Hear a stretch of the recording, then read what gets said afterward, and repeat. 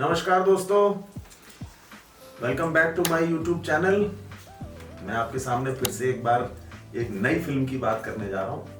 Film तो खैर बहुत पुरानी है, नई बात कह सकता हूँ मैं। और एक मैग्नम ओपस की बात करने जा रहा हूँ जो एक मील का पत्थर है हमारी हिंदी सिनेमा के लिए। जी हाँ, फिल्म है मुगले आजम। मुगले आजम नाम सुन के ही कुछ अजीब सी एक सरसराहट हो जाती है, क्योंकि ऐसी गजब की फिल्म शायद ही बनी हो। ये फिल्म रिलीज हुई थी आज से लगभग 65 साल पहले, 5 अगस्त 1960 को, और डायरेक्ट की थी के आसिफ ने। इससे पहले कि मैं इसके बारे में कुछ बताऊं, मैं बीच में आपको रोक रहा हूं। प्लीज मेरे चैनल को लाइक, शेयर, सब्सक्राइब और कमेंट जरूर करिएगा, तो देखिए मजा आएगा। मुगले आजम कहानी है पृथ्वीराज कपूर, दिलीप कुमार और मधुबाला, ये 3 मेन कैरेक्टर्स हैं इस फिल्म में। पृथ्वीराज कपूर अकबर, सलीम दिलीप कुमार और मधुबाला अनारकली। अनारकली कोर्ट की डांसर हैं, सलीम अकबर के लड़के हैं। सलीम और अनारकली का प्यार होता है, उस पर विरोध होता है अकबर का। अंत में एक लड़ाई होती है, लड़ाई में सलीम हारते हैं, मारे जाते हैं, अनारकली को दीवार में चुन दिया जाता है। ये इसकी कहानी है। अब इससे कुछ रिलेटेड फैक्ट्स, इंटरेस्टिंग फैक्ट्स मैं आपको बताने जा रहा हूँ, शायद आपको ना पता हो। इस फिल्म के डायरेक्टर के आसिफ ने अपनी जिंदगी में सिर्फ 2 ही फिल्म डायरेक्ट करी। ये दूसरी फिल्म थी उनकी। एक तीसरी फिल्म लव एंड गॉड जो उनके मरणोपरांत रिलीज हुई थी, और 48 साल की उम्र में उनकी डेथ हो गई थी। इस फिल्म को बनाने में 15 साल का समय लगा था। 1945 में इसकी शुरुआत हुई और 1960 में जाके ये रिलीज हुई। लेकिन जब रिलीज हुई तो कहा ऐसा जाता है कि लाठीचार्ज हो गया था और ब्लॉकबस्टर थी। लोग क्यू लगा के लड़ने में उतारू हो गए थे टिकटों के लिए। इस फिल्म का आइकॉनिक गाना प्यार किया तो डरना क्या है, जिसकी शूटिंग शीश महल में हुई थी, बड़ा प्रचलित है। इसकी खास बात क्या थी? इसकी खास बात में एक तो ये कलर सीक्वेंस बनाया गया था। कलर फिल्म होती नहीं थी उस जमाने में, तो इसको हैंड से कलर किया गया था नेगेटिव्स को, और फिर ये रिलीज करा गया था। तो ये एक इस गाने की खास बात थी। दूसरी खास बात इसकी थी, शकील बदायूनी जी ने, जिन्होंने ये गाना लिखा था, उन्होंने 105 बार इसे लिखा, क्योंकि नौशाद जो इसके डायरेक्टर थे वो हर बार उस गाने को रिजेक्ट कर देते थे, तो बार बार इसको लिखते रहते थे। तो उसके बाद ये गाना बना था। और इस एक गाने के साथ खास बात है कि जो लता मंगेशकर ने ये गाना गाया, नौशाद जी को एक रिवर्बरेटिंग इफेक्ट चाहिए था। उस जमाने में ये टेक्नोलॉजी होती नहीं थी। आप बिलीव करेंगे लता मंगेशकर जी ने कहाँ गाना गाया? बाथरूम में जाके गाना गाया था, वो इफेक्ट देने के लिए। इस गाने के साथ बहुत सारी चर्चाएं हैं। एक ये भी है कि इसकी कीमत बनाने में 10 मिलियन आई थी, जबकि उस जमाने में 1 मिलियन में पूरी फिल्म बन जाती थी। ये गाना ही 10 मिलियन रुपए का बैठा था उस जमाने। मधुबाला को जिन्होंने अनारकली बनी है, जिनको उसमें जंजीरों में जकड़ा गया है, ये कोई आज की तरह से कोई प्लास्टिक की या फेक चेन्स नहीं थी। ये असली में चेन्स उन्हें बनाई गई थी और रियलिटी देने के लिए, और उससे उनके इतने बॉडी में जख्म हो गए थे कि बहुत दिन तक उनको हीलिंग प्रोसेस में जाना पड़ा था। जो लड़ाई का सीक्वेंस है इस फिल्म में, उसमें 2000 ऊंट, 4000 घोड़े और 8000 रियल आर्मी मैन ये यूज किए गए थे।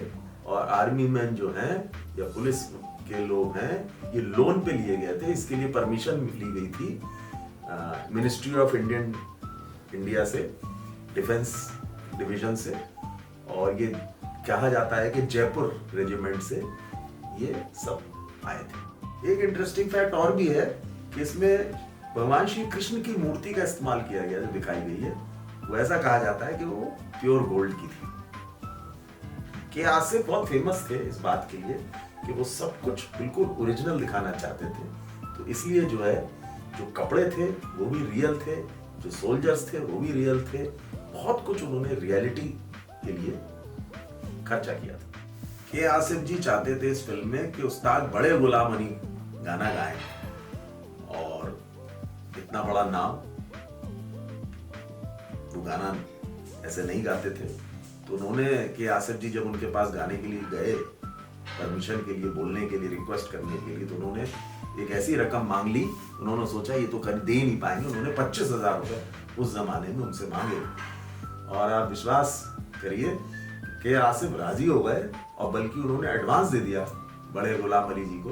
और पहली बार इतिहास में ऐसा हुआ कि बड़े गुलाम अली जी ने 2 गाने इस फिल्म में गाए जो यूज हुए फिल्म। इस फिल्म के सिनेमाटोग्राफर जो थे वो आर.डी. माथुर थे, और उनका बड़ा कमाल का इसमें रोल था, क्योंकि जो शीश महल का सीन था, जब उन्होंने इसको शूट करने की कोशिश करी तो रिफ्लेक्शन वापस आ रहा था। तो पहले उन्होंने मोम लगाया उस पे, मोम काम नहीं करा, उसके बाद उन्होंने उसको कपड़े से ढका। तो ये बड़ा, आप अगर फिल्म देखेंगे, उस गाने को गौर करेंगे, शीश महल वाले को, तो आप रियलाइज करेंगे उस जमाने में विदाउट टेक्नोलॉजी उनकी मास्टरी थी कि उन्होंने उसको कैसे शूट किया, जिसमें बहुत समय लगा था। इस फिल्म को डबिंग जो है, लिप मूवमेंट 3 बार होते थे। जी हाँ, एक बार हिंदी के लिए, एक बार तमिल के लिए, एक बार इंग्लिश के लिए, क्योंकि इरादा ये था कि इसको 3 वर्जन में रिलीज किया जाएगा। हिंदी वर्जन आया, तमिल वर्जन आया जिसका नाम अकबर था, वो चला नहीं। उसके बाद उन्होंने डिसाइड किया कि हम इंग्लिश वर्जन नहीं शूट करेंगे, क्योंकि इंग्लिश में ब्रिटेन से एक्टर्स लाके, और उसको प्लान था डब करके रिलीज करने का। तो ये आइडिया फिर ड्रॉप कर दिया गया। इसके ऊपर रिसर्च भी हुई, जो कि 2004 में जाके ये रिलीज हुई बात, कि ऐसा कोई इंग्लिश वर्जन इसका मौजूद नहीं है, ये कभी भी इंग्लिश में डब नहीं हुई फिल्म। ओरिजिनल स्टार कास्ट इस फिल्म की बड़ी इंटरेस्टिंग है। उसमें थे चंद्रमोहन, डी.के. सप्रू और नरगिस। ये 3 थे अकबर, सलीम और अनारकली के लिए। लेकिन जब फिल्म बनी फाइनली, वे तीनों नहीं थे, पृथ्वीराज कपूर, दिलीप कुमार, मधुबाला। एक और इंटरेस्टिंग बात, उस्ताद जाकिर हुसैन को रोल एक ऑफर हुआ था इस फिल्म में, उनकी अभी अभी डेथ हुई, और अल्टीमेटली वो रोल उनको ना मिलके जलाल आगा को रोल किया था। जाकिर हुसैन की बड़ी इच्छा थी इस फिल्म में एक्टिंग करने की, लेकिन वो नहीं हो पाया। उन्होंने बाद में हीट एंड डस्ट में 1983 में जो फिल्म आई, उसमें उन्होंने अपना डेब्यू करा था। कि आसिफ ने इतना पैसा इसमें लगा दिया था फिल्म में, और वो इतने कर्जे में डूब गए थे कि कहा ऐसा जाता है कि वो अपनी पान और सिगरेट भी उधार लेने लगे थे, क्योंकि उनके पास पैसा बचा नहीं था।